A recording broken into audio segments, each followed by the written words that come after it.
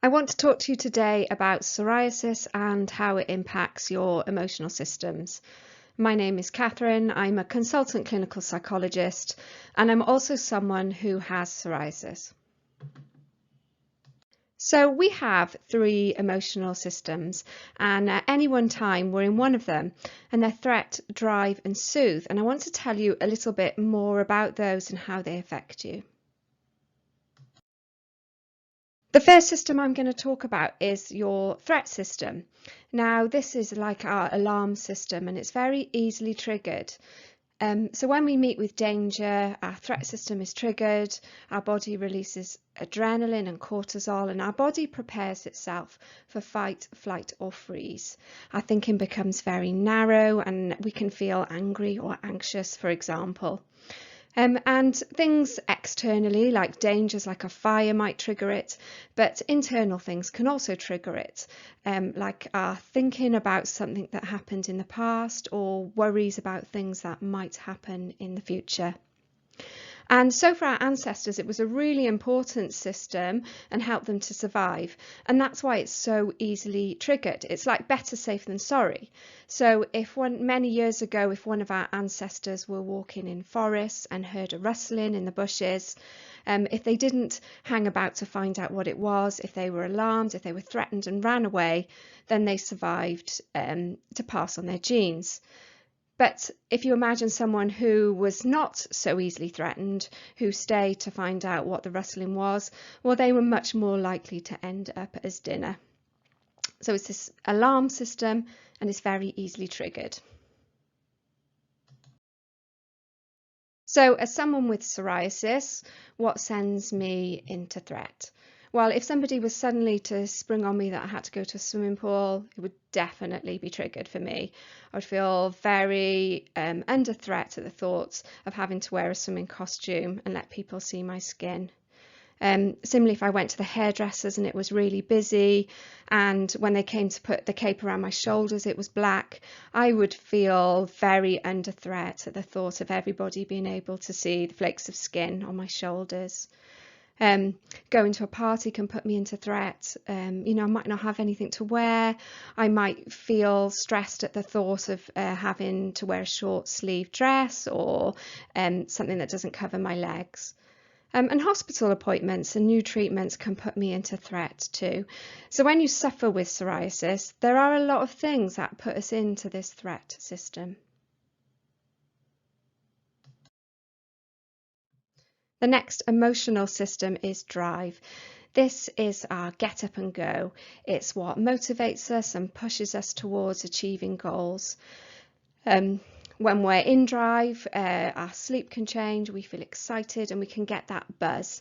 And our thinking can become quite narrow and focused on the task in hand.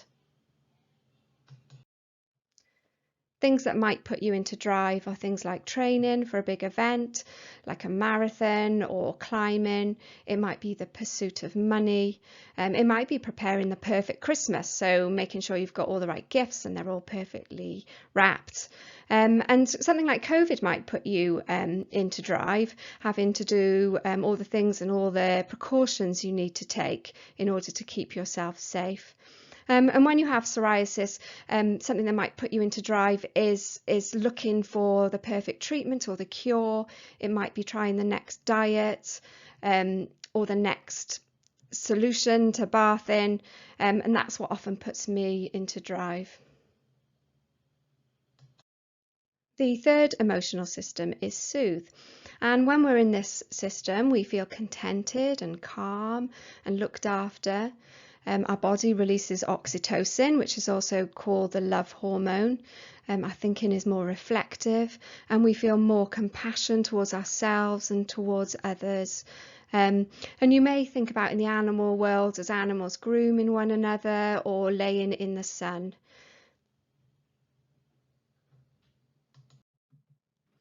And things that might activate your soothe system might be a hug. It might be curling up with a warm drink and a really good book. You might think of a baby being rocked and soothed and contented. Things like walking out in nature can help you to feel soothed, and it can be internal things as well, like meditating. So to explain it a bit more clearly, I've used 3 characters, the first of whom is Father Christmas. So Father Christmas has a big drive circle, and he needs this because he's got loads to get done for Christmas. He's got to get the presents ready, and he's got to keep checking his list to see who's been naughty and who's been nice. He also needs a threat circle, and he needs this because he may meet dangers when he's out delivering presents on Christmas Eve. And then once Christmas is over, Father Christmas can use his Soothe system, and he can kick back and relax. The next person I'm going to talk about is Kevin. Now, Kevin wakes up at Christmas time to find he's home alone. And not only that, but there are burglars intent on breaking into his house. So as you can see here, Kevin has a really big threat circle, and that's really important, and he needs that in order to keep himself safe. Kevin also has a big drive system, and he puts that into effect by setting up booby traps for the burglars. And Kevin also has a good sized soothe circle. There's lots he does to soothe himself, like watch his favourite movies and eat his favourite food. Now, the final person I'm going to tell you about is Buddy. Now, Buddy needs to make a long journey from the North Pole to find his father. So he needs a good drive system in order to help him achieve this.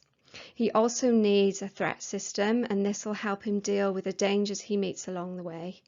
And Buddy has a really big soothe system. So Buddy likes singing by himself and singing with other people. He loves arts and crafts. He loves sweet food, and Buddy loves hugs.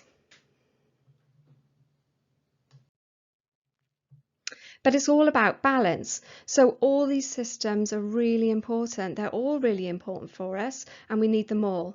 But if you think about each of them as a balloon in a box, if one is really big, there's not much space for the other two.